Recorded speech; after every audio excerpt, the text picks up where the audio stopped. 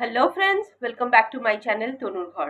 শীতকালে ত্বক শুষ্ক হয়ে যায় এবং ত্বকে বেশি বেশি বেশি করে ময়শ্চারাইজারের দরকার হয়ে পড়ে। এটা কিন্তু একটা কমন সমস্যা। কিন্তু গরমকালেও যদি এরকমভাবে ত্বক খুব শুষ্ক হয়ে যায় তাহলে সেটা কিন্তু একটা বিরক্তির কারণ হয়ে থাকে। উদাহরণস্বরূপ আমি নিজেকেই বলতে পারি যে আমারও ত্বক শীতকালে যতটা না শুষ্ক হয় গরমকালে কিন্তু তার থেকেও বেশি শুষ্ক হয়ে পড়ে।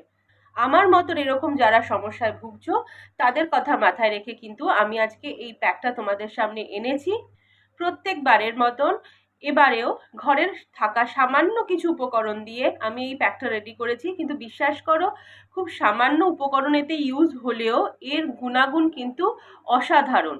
তোমরা অন্তত একবার এটাকে ইউজ করবে, তারপরে দেখবে এর রেজাল্ট কিন্তু তোমরা নিজেরাই ফিল করতে পারছো।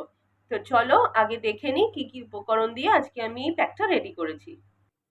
আজ যে কটি জিনিস আমাদের লাগবে তার মধ্যে প্রথম এবং প্রধান উপকরণ হচ্ছে শসার রস। আমি একটুখানি শসাকে মানে হাফ শসাকে গ্রেট করে তার রসটা বার করে নিয়েছি। নেক্সট যেটা লাগবে সেটা হচ্ছে দুধের সর বা মালাই। মোটামুটি হাফ চামচের মতন আমি এখানে মালাই নিয়ে নিয়েছি। থার্ড এখানে যেটা ইউজ হবে সেটা হচ্ছে একটা হাফ টমেটোকে গ্রেট করে তার পাল্পটা আমি এখানে বার করে নিয়েছি। আর লাস্ট আমি এখানে যেটা ইউজ করব সেটা হচ্ছে মধু।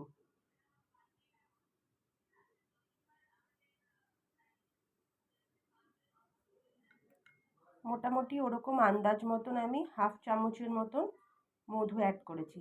এবার এই তিনটেকে আমি ভালোভাবে মিশিয়ে নেব যতক্ষণ না এটা একটা ক্রিমের মতন থকথকে ভাব আসছে। শশাতে 96% জল থাকে, তাই শশার রস ব্যবহার করা ত্বককে শান্ত ও হাইড্রেট রাখতে সাহায্য করতে পারে। শশার রসে এমন অনেকগুলো প্রয়োজনীয় পুষ্টি রয়েছে যা ত্বকের কোষগুলোকে ময়শ্চারাইজ করে, তাদের ঠান্ডা রাখে এবং টক্সিন থেকে মুক্ত রাখে। এতে টমেটো আছে।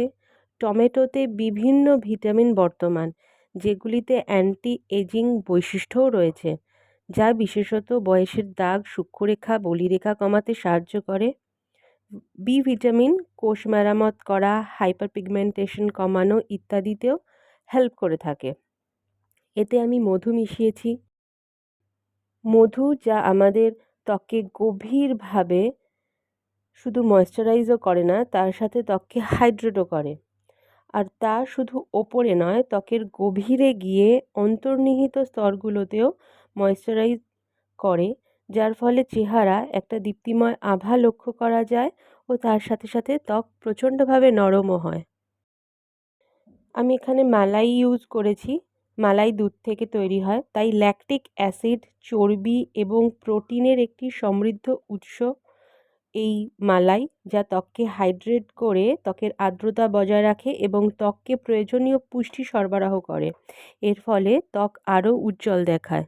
সব মিলিয়ে এই প্যাকটাকে যদি আমরা ইউজ করে থাকি তাহলে একদিকে যেমন আমাদের ত্বকে এই গরমকালে যে খুব শুষ্ক হয়ে যাওয়া সমস্যা তার থেকে মুক্তি পাবো, আবার তার সাথে সাথে একটা এক্সট্রা গ্লো কিন্তু আমাদের ফেসে লক্ষ্য করা যাবে এবং তার সাথে আমাদের ত্বক প্রচণ্ডভাবে মসৃণও হবে। পুরো প্যাকটাকে এরকম আঙুলের সাহায্যে ভালো করে একটু মাসাজ করে করে লাগিয়ে নিয়ে এটাকে আমরা বেশ কিছুক্ষণ রেখে দেব শুকোতে। যখনই একটু মুখে টান ধরবে তখনই একদম ঈষৎ উষ্ণ গরম জল দিয়ে ভালো করে মুছে নিতে হবে। তবে মনে রাখবে, মুছে নেওয়ার পরে কিন্তু টাওয়েল, গামছা বা রুমাল দিয়ে ঘষে জলটাকে একদম শুকিয়ে নেবে না। আলতো হাতে হাতের তালুর সাহায্যে আস্তে আস্তে করে ত্বকের ওপরে সেই জলটাকে শুকিয়ে নেওয়ার চেষ্টা করবে।